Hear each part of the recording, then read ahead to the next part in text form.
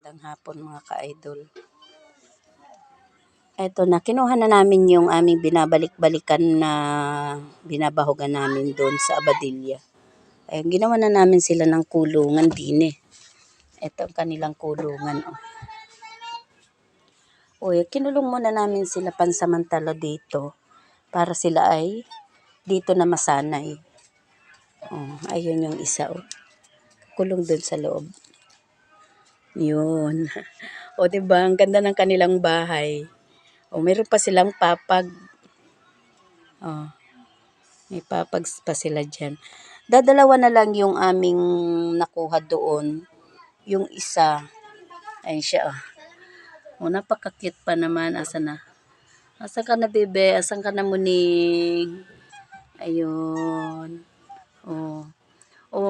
Kulong muna kayo pansamantala habang kayo hindi nasasanay dyan. Kaysa naman kayo ay naroon sa bundok na walang nagpapakain sa inyo doon.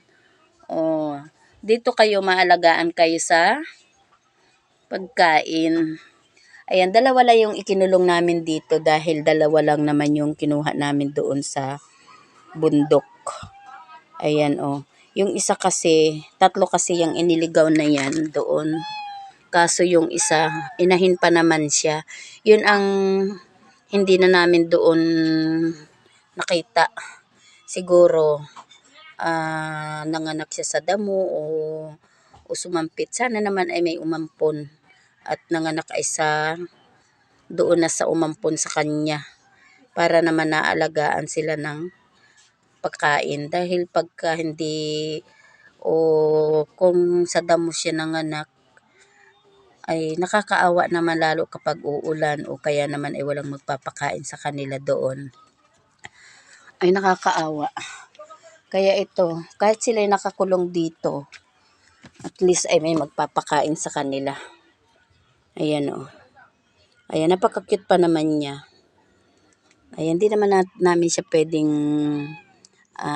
alpasan agad-agad dito dahil yan ay babalik doon sa tunay na may-ari. Magagalit yun sa amin dahil ipinaligaw na nga tapos kinuha ulit namin.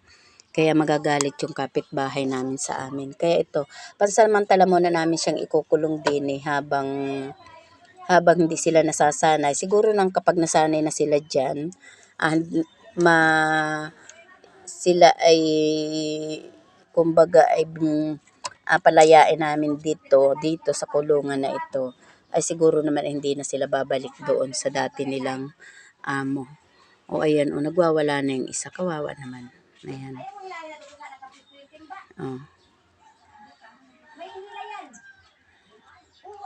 Andun okay naman yung kanilang kulungan. Hindi naman siya gaanong maiinitan dyan dahil ayan. Ayan. Pilit siya naghahanap ng malalabasan. Hindi kasi siya sanay sa kulungan. Talagang sila ay nakaligaw. Ayan na Andun. Ayan ayan, binigay ko na nga sa inyo yung aking papag dito sa aking balkon para kayo ay may higaan dyan. Di ba ang ganda naman ng tayo nyo kahit kayo medyo sabi lang ay pansamantalang nakakulong dyan. Kapag nasanay na kayo dyan, kayo ay amin ng palalayain dyan. Para lang hindi na kayo bumalik doon sa dati nyong amo. Dahil pag kayo bumalik ulit doon, ay baka kung saan na kayo iligaw, hindi na namin kayo makikita, hindi na namin kayo sabi lang ay wala nang aampon sa inyo. Ayan. Nakakaawa. Malungkot yung isa. Ayan. At least may magpapakain sa inyo, may mag-aalaga sa inyo dito. Doon sa bundok, walang magpapakain sa inyo doon. Kaya ayan, ginawa namin kayo ng bahay ha. Andyan na kayong dalawa. Ang nakakaawa ay yung inahin. Hindi na talaga namin nakita. Ayan Naghahanap siya ng madadaanan. Pilit na maghahanap yan ng madadaanan. Ayan. Diba? Kanyang bahay. Ayan na. Ginawa namin bahay. Meron na silang bahay dyan. Meron na silang matutulugan.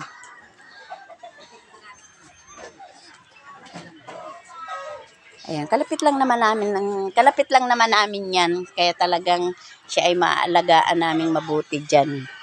Lalo na 'yun. Ayan, 'yan ang promotor sa pag-ampon ng pusa, yung isa na 'yun. Ayan, magandang hapon na lang sa inyo lahat mga ka-idol. Muli ay magpapaalam na ako sa inyo at magandang hapon na lang sa inyo lahat. God bless and love you all.